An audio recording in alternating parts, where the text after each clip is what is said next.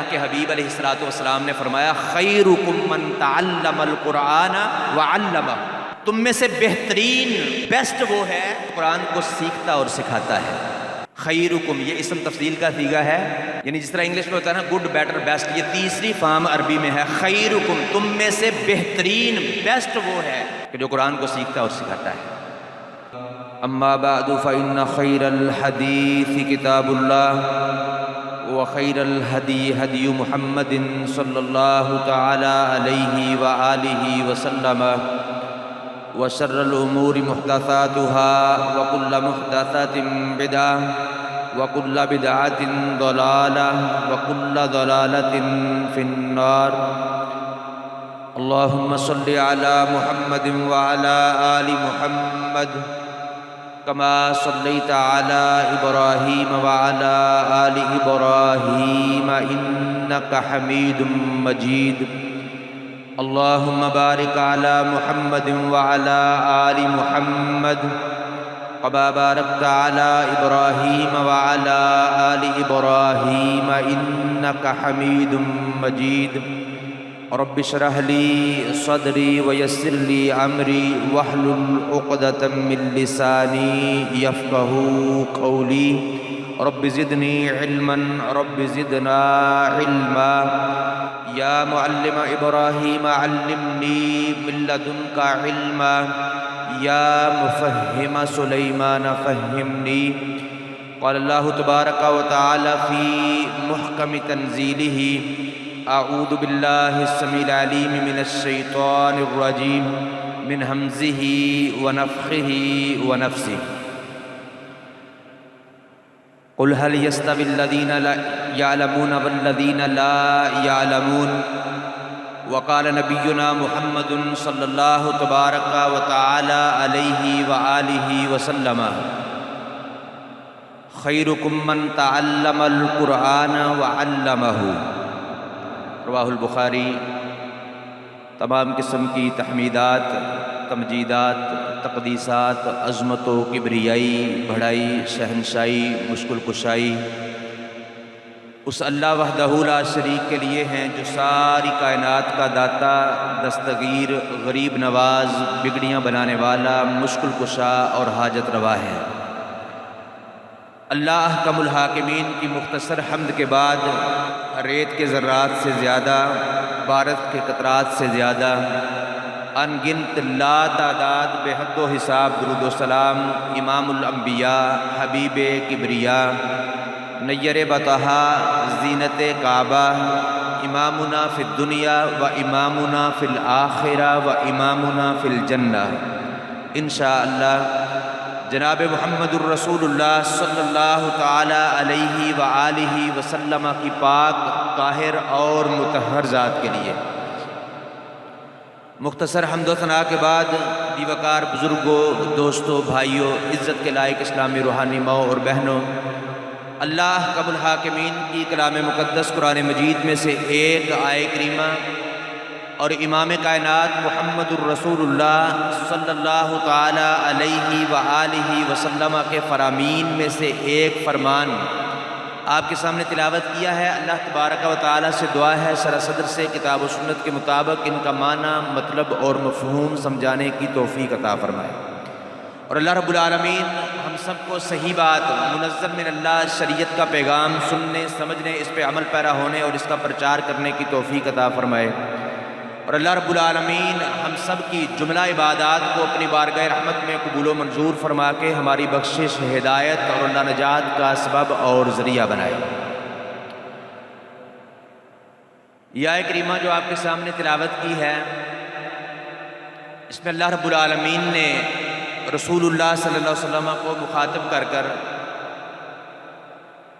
سوالیہ انداز کے اندر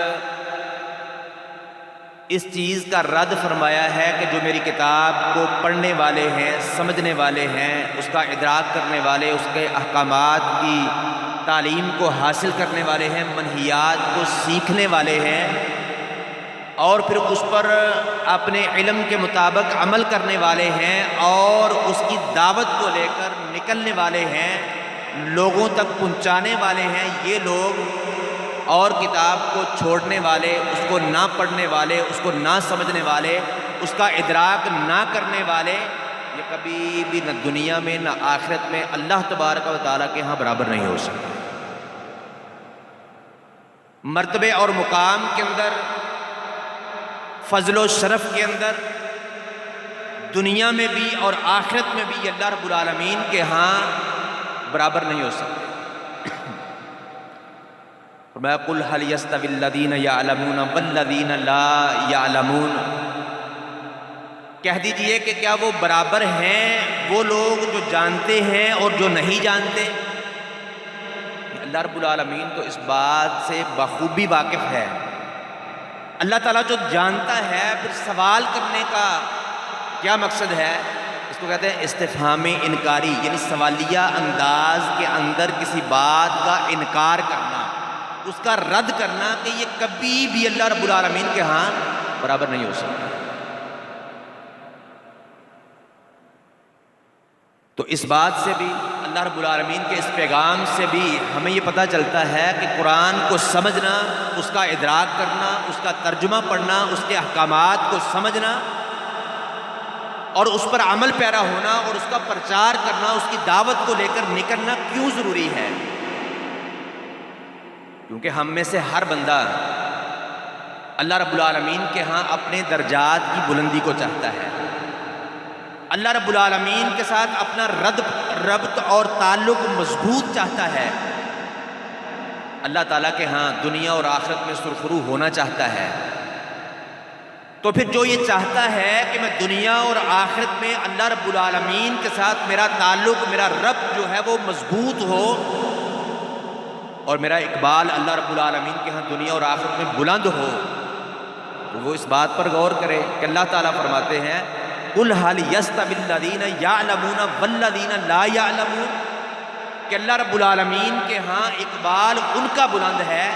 اللہ تعالیٰ کے ہاں یہ لوگ جو قرآن کو سمجھتے ہیں، سیکھتے ہیں، ادراک کرتے ہیں، عمل کرتے ہیں، اس کا پرچار کرتے ہیں، یہ لوگ اور قرآن کو نہ پڑھنے والے لوگ کبھی بھی برابر نہیں ہو سکتے۔ تو اللہ تعالیٰ کے ہاں اپنے اقبال کو بلند کروانے کے لیے، اللہ رب العالمین کے ساتھ اپنے تعلق کو مضبوط کروانے کے لیے یہ ضروری ہے کہ قرآن کو سمجھا جائے، قرآن کے ترجمے کو پڑھا جائے، اس کی تفسیر کے علم کو سیکھا جائے، اس کے احکامات منہیات کا ادراک کیا جائے اور اپنے علم کے مطابق اس پر عمل کیا جائے، اور پھر اس کی دعوت کو لے کر، اس کی آیات کو لے کر، اس کے احکامات کو لے کر، اس کی منہیات کو لے کر نکلا جائے اور لوگوں کو سمجھایا جائے۔ صحیح بخاری کی حدیث جو آپ کے سامنے پڑھی ہے، عثمان بن عفان رضی اللہ تعالیٰ عنہ اس کے راوی ہیں، فرماتے ہیں اللہ کے حبیب علیہ الصلوۃ والسلام نے فرمایا خیرکم من تعلم القرآن وعلمہ، تم میں سے بہترین، بیسٹ وہ ہے جو قرآن کو سیکھتا اور سکھاتا ہے۔ خیرکم یہ اسم تفضیل کا صیغہ ہے، یعنی جس طرح انگلش میں ہوتا ہے نا گڈ، بیٹر، بیسٹ، یہ تیسری فارم عربی میں ہے۔ خیرکم تم میں سے بہترین، بیسٹ وہ ہے کہ جو قرآن کو سیکھتا اور سکھاتا ہے۔ سپرلیٹو ڈگری اس کو کہتے ہیں۔ دنیا کے کسی بھی فن کے اندر بندہ ساری زندگی کو کھپا دے، بچپن سے، لڑکپن سے، جوانی سے اس کو شروع کرے، بال سفید ہونے تک اس پر محنت کرتا رہے، کاوش کرتا رہے، کوشش کرتا رہے، تو سینکڑوں کے اعتبار سے، ہزاروں کے اعتبار سے لوگ کوشش کریں گے تو کسی ایک کو سپرلیٹو ڈگری ملتی ہے۔ اتنی محنت، اتنی تھکان، اتنی کاوش، اتنی کوشش کے باوجود چند لوگ ہزاروں میں سے ہوتے ہیں جن کو یہ ڈگری ملتی ہے، سپرلیٹو ڈگری۔ لیکن کائنات کے امام محمد رسول اللہ صلی اللہ علیہ وسلم نے یہ ڈگری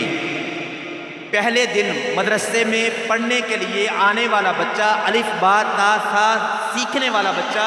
انما الاعمال بالنیات پڑھنے والا بچہ، پہلے دن جو اللہ کے مدرسے میں اللہ رب العالمین کے دین کی تعلیم حاصل کرنے کے لیے آتا ہے، اللہ کے گھر کا سفر شروع کرتا ہے،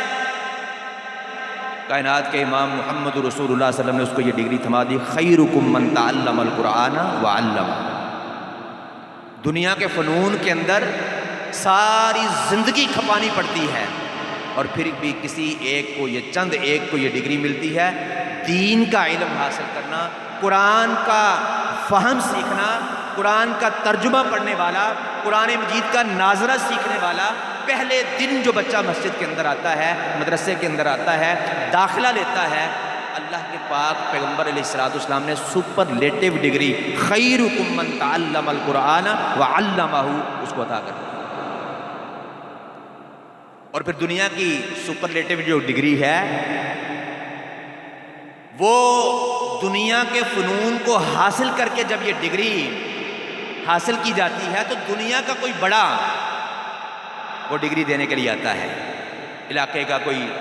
بڑا آدمی، کوئی ایم این اے، ایم پی اے، تھانے دار،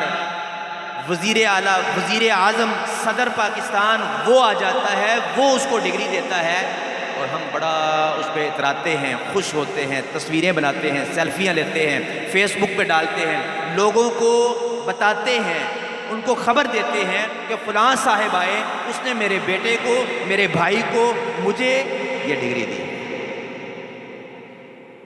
اللہ کی قسم، دنیا اور آخرت میں جو سب سے بڑے اللہ رب العالمین نے بنائے ہیں محمد رسول اللہ صلی اللہ علیہ وسلم، اگر آپ کا بچہ دینی تعلیم کے لیے، اس کے فہم کے لیے، قرآن کے ادراک کے لیے، اس کے احکامات کو سیکھنے کے لیے، اس کی منہیات کا ادراک کرنے کے لیے، اس پر عمل کر کے لوگوں تک پہنچانے کے لیے، الف با تا ثا ناظرہ پڑھنے کے لیے مدرسے میں آتا ہے، تو یہ ڈگری کائنات کے سب سے بڑے، جن کو اللہ نے دنیا میں بھی بڑے بنایا ہے، آخرت میں بھی بڑے بنائیں گے انشاءاللہ، وہ آپ کے بیٹے کو، آپ کے بھائی کو، آپ کے بچے کو سپرلیٹو ڈگری دیتے ہیں جب وہ پہلے دن مدرسے میں داخلے کے لیے آتا ہے۔ خیرکم من تعلم القرآن وعلمہ۔ خوش ہونے کی یہ بات ہے، اترانے کی یہ بات ہے، اس کو ہم عام سمجھتے ہیں۔ دنیا کی ڈگریوں کو، دنیا کے کسی بڑے سے ڈگری کو لینے کو، اس کو ہم اس کی تشہیر کرتے ہیں، اس کو مشہور کرتے ہیں، اس کی سیلفیاں، اس کی جو ہے وہ تصویریں بنا کر فیس بک پہ ڈالتے ہیں، لوگوں کو بھیجتے ہیں، خوش ہوتے ہیں۔ تو محمد رسول اللہ صلی اللہ علیہ وسلم جو سب سے بڑے ہیں، جو سب سے بہترین ہیں، وہ آپ کے اس بچے کو، اس بیٹے کو، اس بھائی کو سپرلیٹو ڈگری دیتے ہیں جو مدرسے میں دین کی تعلیم حاصل کرنے کے لیے آتا ہے۔ اور جامع ترمذی میں حدیث ہے،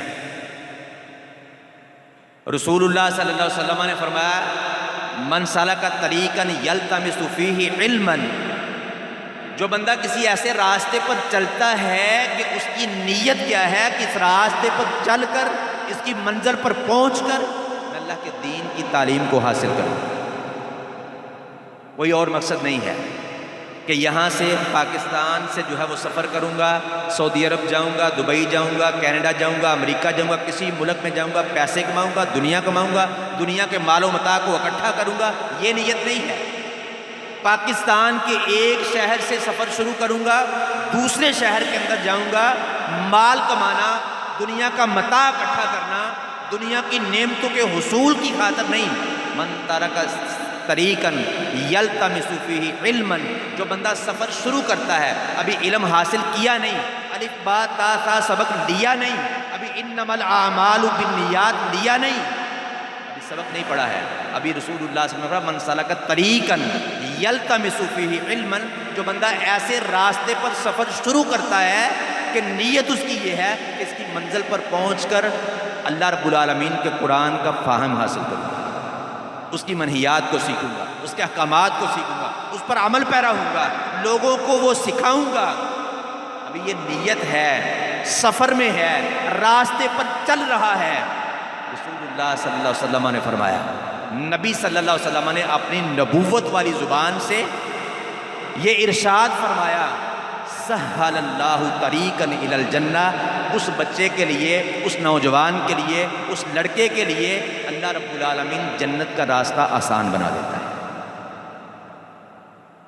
ابھی مدرسے میں آیا نہیں ہے، ابھی پہلا سبق پڑھا نہیں ہے، ابھی راستے میں ہے، تو نبی صلی اللہ علیہ وسلم نے، اور آپ جو کہتے ہیں وہ اپنی طرف سے نہیں ہوتا، وہ اللہ رب العالمین کی وحی ہوتی ہے۔ وما ينطق عن الهوى ان هو الا وحی، یعنی اللہ رب العالمین کی وحی کے ذریعے نبی صلی اللہ علیہ وسلم نے فرمایا کہ ایسا بندہ، ایسا بچہ، ایسا لڑکا، ایسا آدمی، ایسا رسول اللہ صلی اللہ علیہ وسلم کا امتی جو نبی صلی اللہ علیہ وسلم کے دین کو سیکھنے کے لیے، آپ کی منزل من اللہ شریعت کو سیکھنے کے لیے، اس کے احکامات منہیات کا ادراک کرنے کے لیے صرف مدرسے کی طرف سفر کرتا ہے۔ اس سفر کے اندر ہی اللہ رب العالمین کی رحمت کا نزول اس پر آتا ہے، اللہ تعالیٰ کی برکات اس کو گھیر لیتی ہے، اللہ تعالیٰ اس کے لیے جنت کے راستے کو آسان بنا دیتے ہیں۔ اور پھر یہاں تک بس نہیں، نبی صلی اللہ علیہ وسلم نے فرمایا کائنات کی ہر چیز اس کے لیے دعائیں کرتی ہے، حتیٰ کہ پانی کی تہ کے اندر جو مچھلیاں ہوتی ہیں وہ بھی اس کے لیے مغفرت کی دعا کرتی ہیں کہ اللہ اس کے گناہوں کو بخش دے۔ اور اللہ کے فرشتے اس کے احترام کے اندر اپنے پروں کو بچھا دیتے ہیں،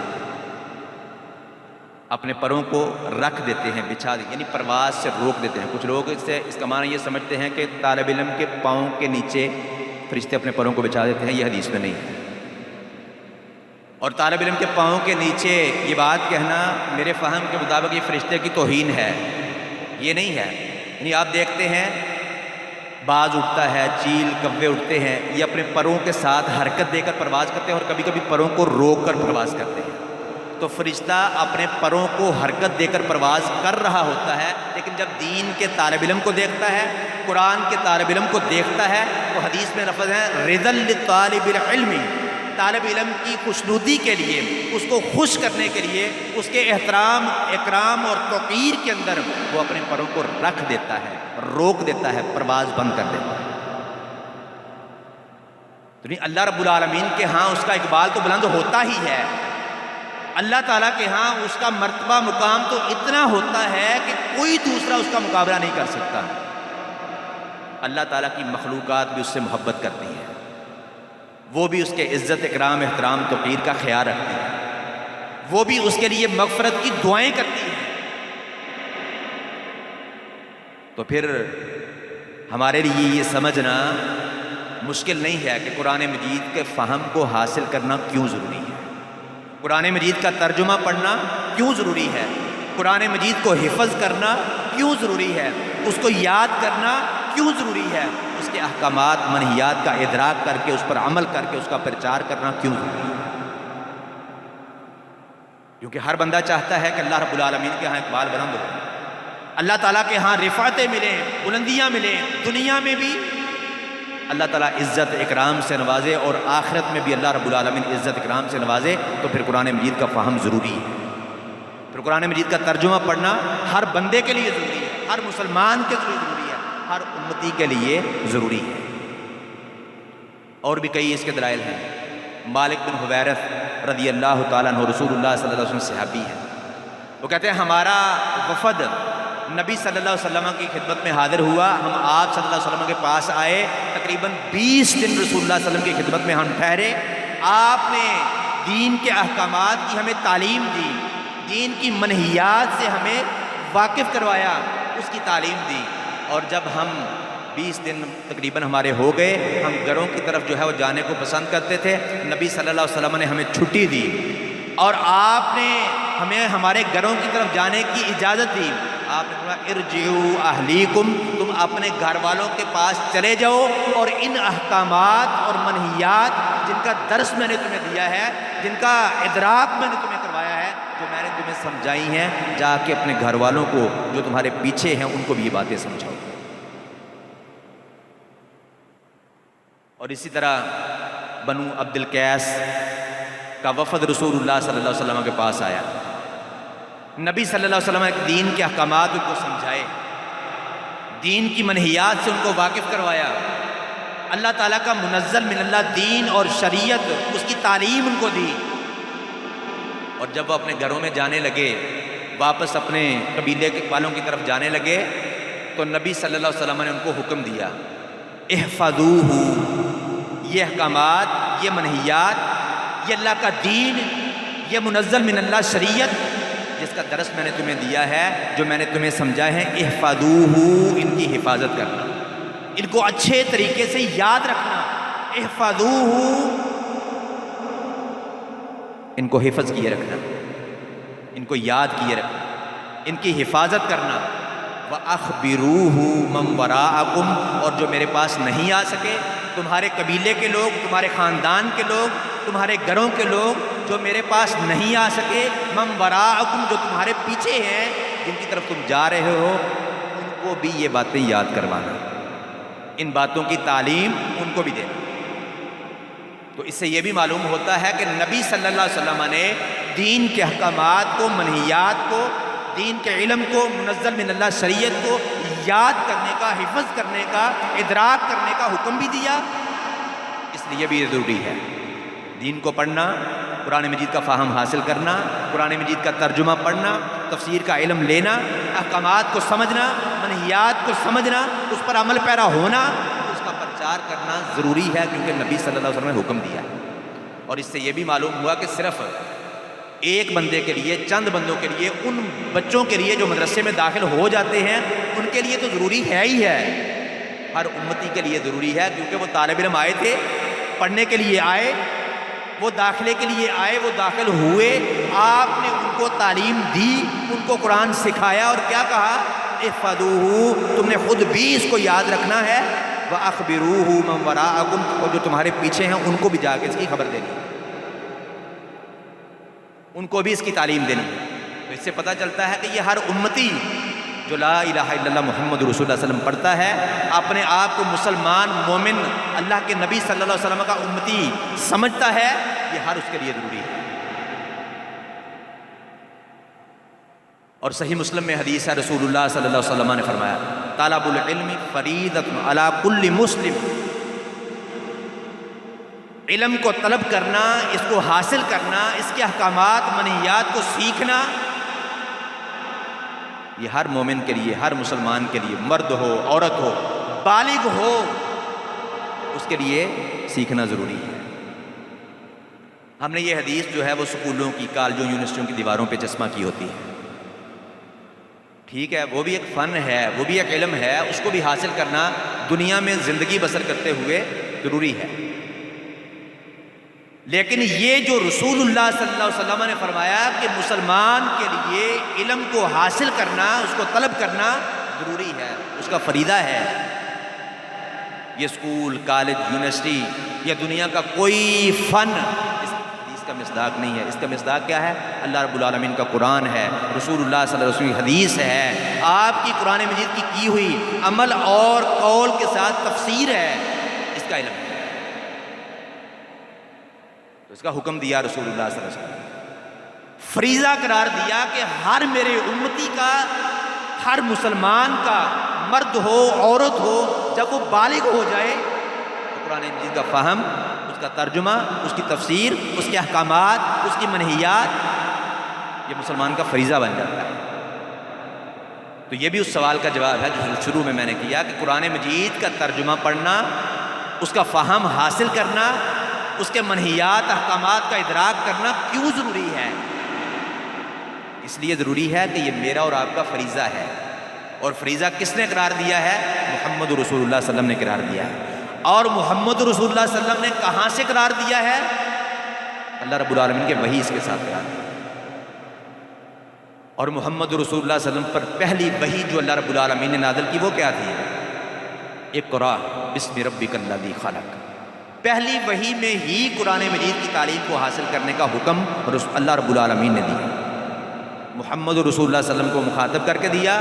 اور آپ کا جو خطاب ہوتا ہے اللہ تعالیٰ کی طرف سے، آپ کو جو خطاب ہوتا ہے وہ صرف آپ کو نہیں، آپ کی ساری امت کو ہوتا ہے، یعنی قرآن مجید کا فہم، قرآن مجید کا ادراک، اس کے احکامات، منہیات کو سمجھنا، اس پر عمل کر کے اس کا پرچار کرنا، یہ نبی صلی اللہ علیہ وسلم کی بھی ذمہ داری تھی اور آپ کے امتیوں کی بھی ذمہ داری ہے کہ آپ جو وراثت چھوڑ کے گئے ہیں وہ کیا ہے؟ وہ یہی دین ہے، اس کی تعلیم ہے۔ تو یہ ہر امتی کا حق ہے کہ وہ اس وراثت میں سے اپنی طاقت کے مطابق اپنی طاقت کے مطابق جو وہ لے سکتا ہے وہ لے اور پھر وہ اس کو آگے پہنچائے. یہ ہر مسلمان کی ذمہ داری ہے. اور قرآن مجید کا فہم کیوں ضروری ہے، اس کا ترجمہ تفسیر پڑھنا کیوں ضروری ہے، اس کے احکامات منہیات کو سیکھنا کیوں ضروری ہے. ابو داود کے اندر، جامع ترمذی کے اندر، دیگر کئی کتب کے اندر حدیث ہے. حدیث کا کچھ حصہ ہم نے کئی بار سنا بھی ہوگا، پڑھا بھی ہوگا آپ میں سے کئی لوگوں نے، کہ نبی صلی اللہ علیہ وسلم نے فرمایا جب ابن آدم فوت ہو جاتا ہے، مر جاتا ہے، دنیا سے چلا جاتا ہے، تو اس کو قبر میں رکھا جاتا ہے. اور یہی نہیں ہے قبر جو کھڈا نکال کے جس کو دفن کیا جاتا ہے وہی قبر ہے، جس کو جلایا جاتا ہے، جس کو بہا دیا جاتا ہے، جو غرق ہو جاتا ہے، جہاں پہ بھی وہ پڑا ہے، روح کے قبض ہونے کے بعد جہاں پہ بھی وہ پڑا ہے وہ اس کی قبر ہے، وہیں پہ اس کا حساب کتاب ہوگا. اس کے کئی دلائل کتاب و سنت میں موجود ہیں. ایک بڑا مشہور واقعہ آپ میں سے کئی بھائیوں نے کئی بار سنا ہوگا، بنی اسرائیل کا واقعہ رسول اللہ صلی اللہ علیہ وسلم نے بیان کیا. صحیح بخاری میں امام بخاری نے اس کو نقل کیا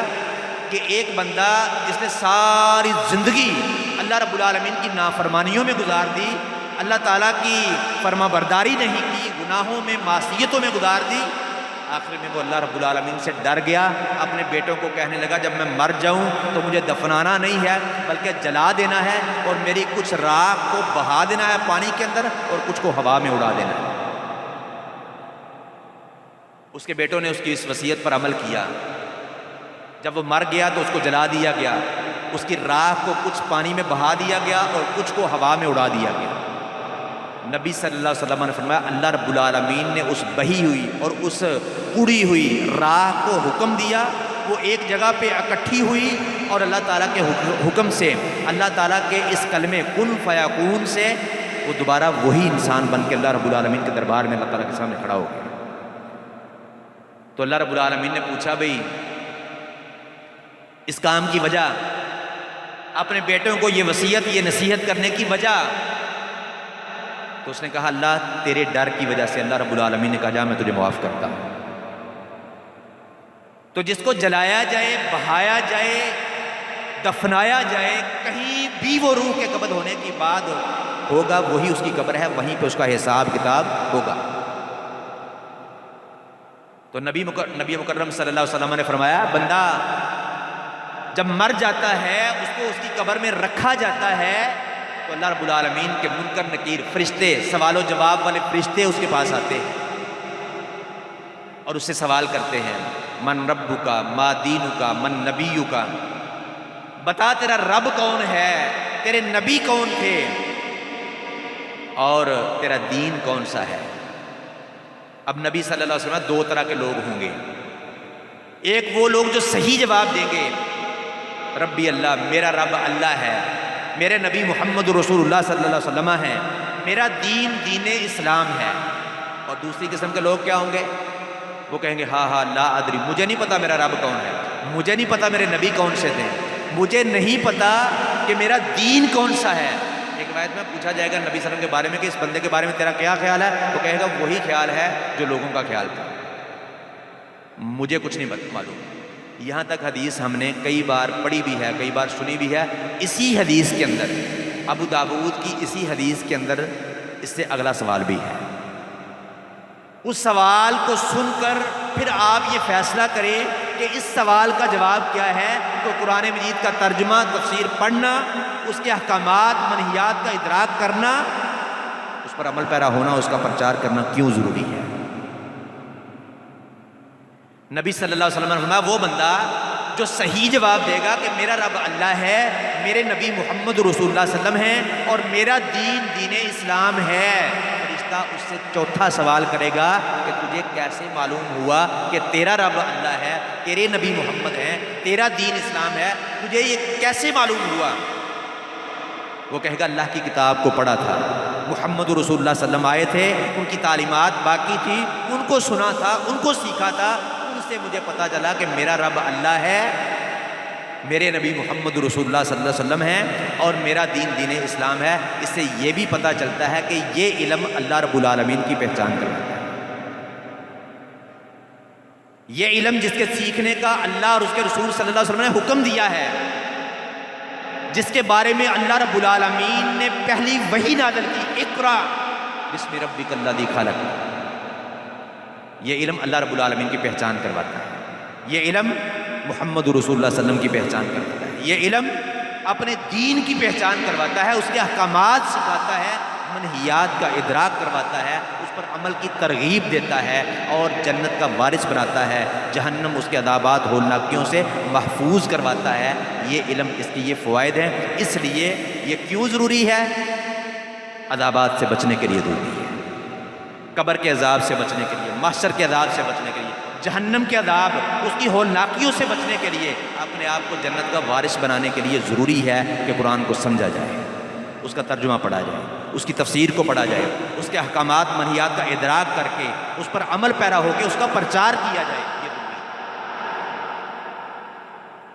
تو نبی صلی اللہ علیہ وسلم نے فرمایا وہ بندہ کہے گا کہ اللہ کی کتاب دنیا میں موجود تھی، اس کو میں نے پڑھا، نبی صلی اللہ علیہ وسلم کی تعلیمات تھی، ان کو میں نے پڑھا، تو مجھے اس بات کا ادراک ہوا کہ میرا رب اللہ ہے، میرے نبی محمد رسول اللہ صلی اللہ علیہ وسلم ہیں، اور میرا دین دین اسلام ہے۔ اور وہ بندہ جو کہے گا ہا ہا لا ادری، مجھے نہیں پتا میرے رب کون ہے، میرے نبی کون ہے، میرا دین کون سا ہے، اللہ کی قسم حدیث کے اندر رسول اللہ صلی اللہ علیہ وسلم کے الفاظ ہیں کہ آپ نے فرمایا فرشتہ اس سے کہے گا تو نے سیکھا کیوں نہیں، تو نے پوچھا کیوں نہیں۔ یہاں پہ تو ہم یہ بہانے بازیاں کرتے ہیں نا کہ جی ہم نے کون سا دین کا علم پڑھا ہے، میں تو پڑھا ہوا ہی نہیں ہوں، مجھے تو پتہ نہیں ہے۔ لیکن وہاں پہ یہ بہانہ نہیں چلے گا کہ میں تو پڑھا ہوا ہی نہیں تھا، وہاں پہ پوچھا جائے گا کیوں نہیں پڑھا، کیوں نہیں سیکھا، کیوں نہیں پوچھا۔ یعنی کتابیں موجود تھی، قرآن مجید موجود تھا، اس کو کیوں نہیں پڑھا، اس سے کیوں نہیں سیکھا، اس کا فہم حاصل کیے ہوئے، اس کا ایک ادراک کیے ہوئے علماء تھے، ان سے کیوں نہیں پوچھا، یہ سوال ہوگا۔ تو آپ اس حدیث پر بھی غور کر لیں تو آپ کو اس سوال کا جواب مل جائے گا کہ قرآن مجید کا ترجمہ پڑھنا کیوں ضروری ہے، قرآن مجید کا ادراک کرنا کیوں ضروری ہے، اس کے احکامات منہیات کو سیکھنا کیوں ضروری ہے، اس پر عمل پیرا ہو کے اس کا پرچار کرنا کیوں ضروری ہے۔ ایک تو ہے دنیا میں اللہ رب العالمین کی رفتیں حاصل کرنے کے لیے، اللہ تعالیٰ سے اقبال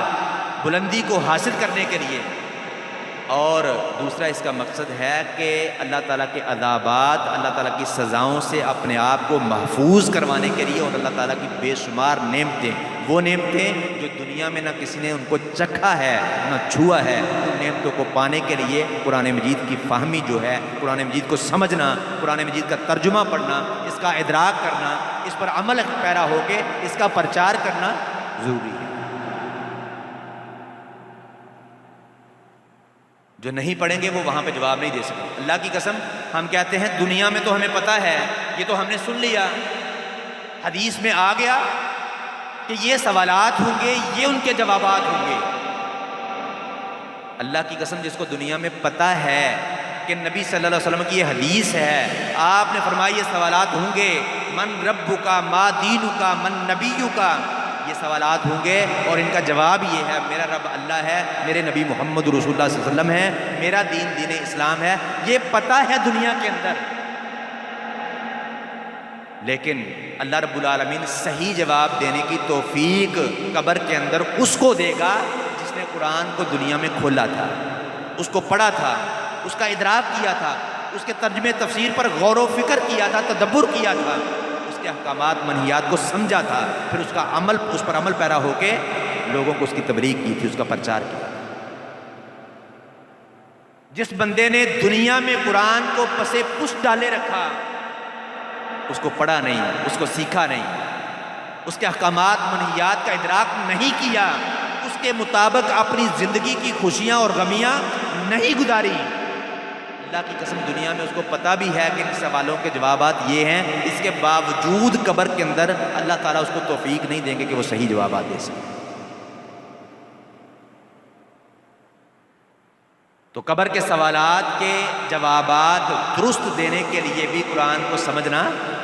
ضروری ہے۔ قرآن کا ترجمہ پڑھنا ضروری ہے، اس کی تفسیر پڑھنا ضروری ہے، اس کے احکامات کو، منہیات کو سیکھنا، اس پر عمل پیرا ہو کے دوسروں تک پہنچانا یہ ضروری ہے۔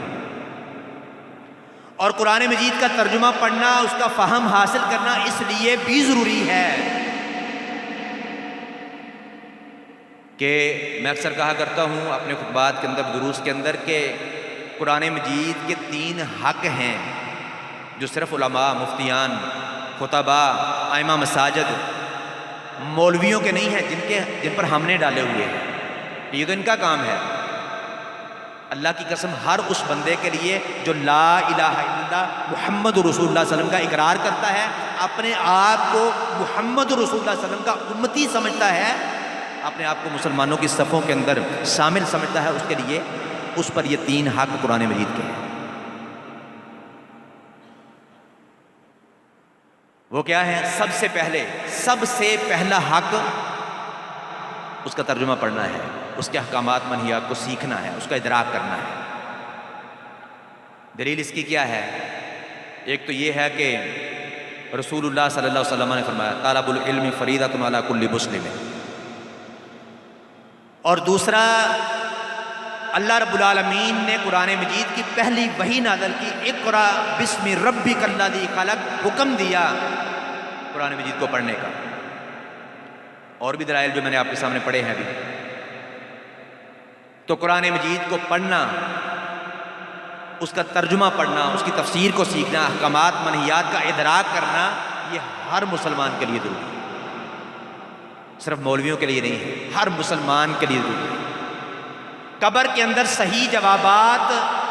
صرف علماء چاہتے ہیں کہ ہمارے ہوں،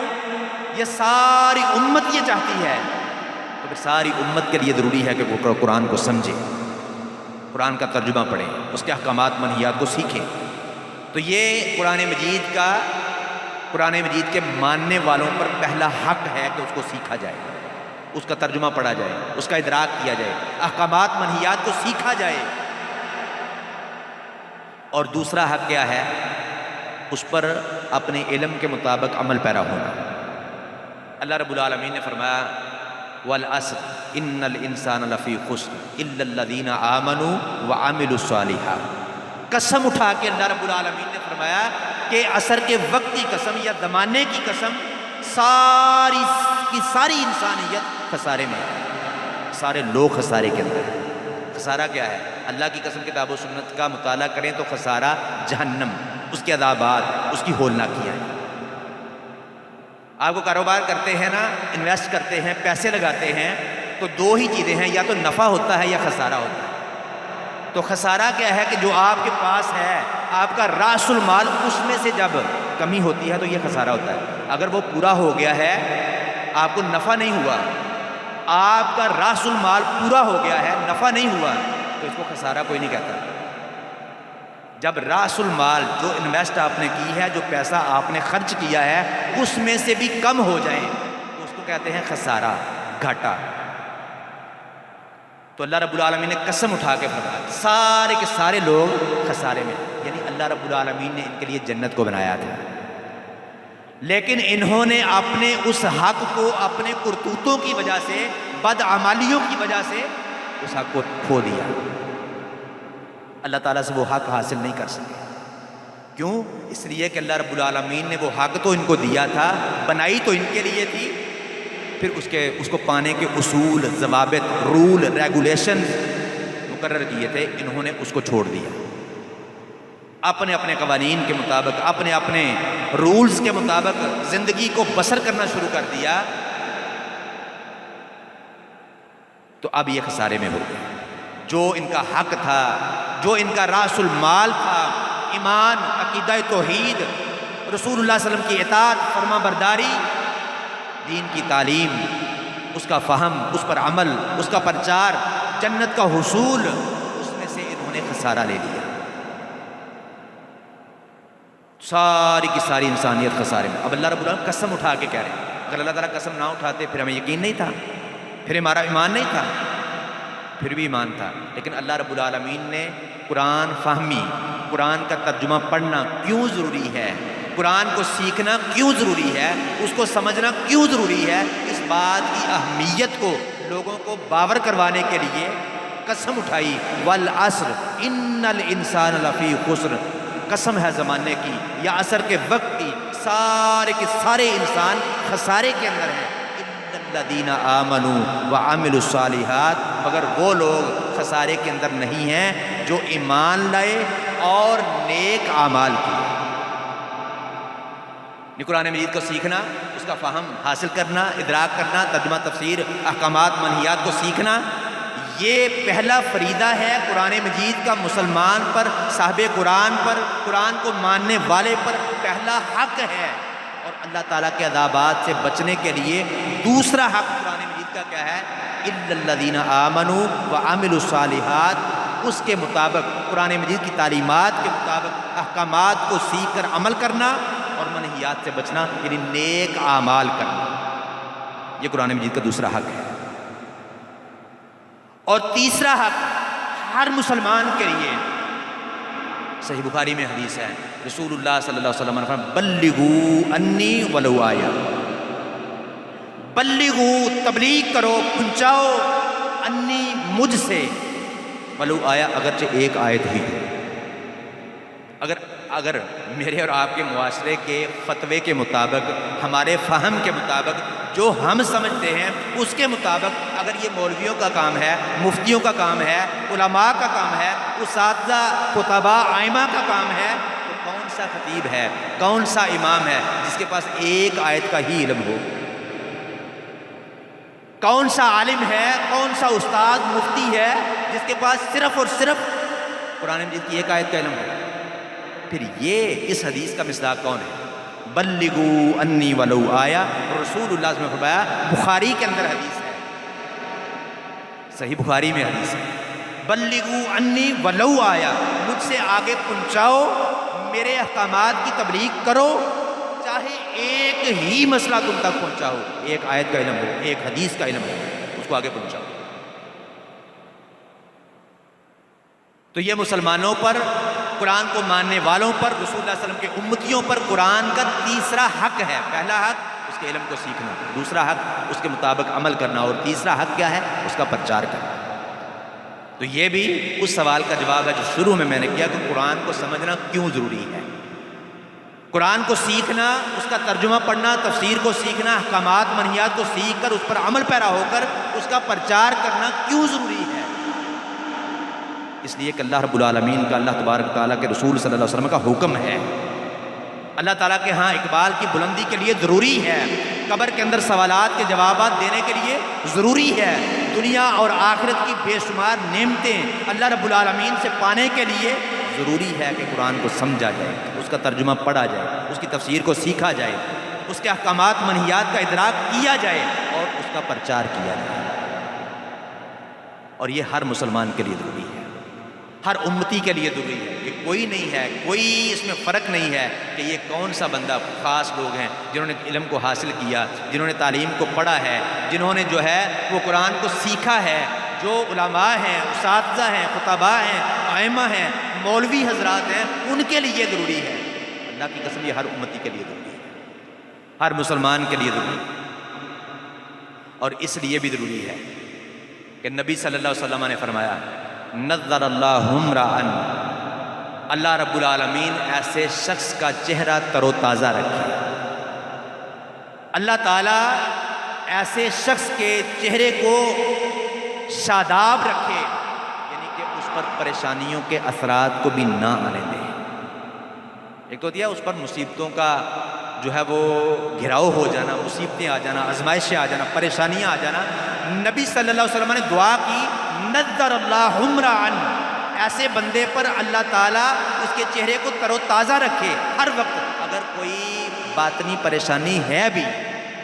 تو اس کے اثرات لوگوں کے سامنے واضح نہ ہوں، ظاہر نہ ہوں۔ ہوتا ہے نا بندے کی پریشانی، بے شک ٹینشن اس کو گھر کی ہوتی ہے، کاروبار کی ہوتی ہے، لیکن اس کے چہرے پر اس کے اثرات ہوتے ہیں، تاثرات ہوتے ہیں، لوگ ان سے پہچان لیتے ہیں۔ لیکن ایسے بندے کے لیے نبی صلی اللہ علیہ وسلم نے دعا کی کہ اللہ تعالیٰ اس کے چہرے کو تر و تازہ رکھے، خوش رکھے،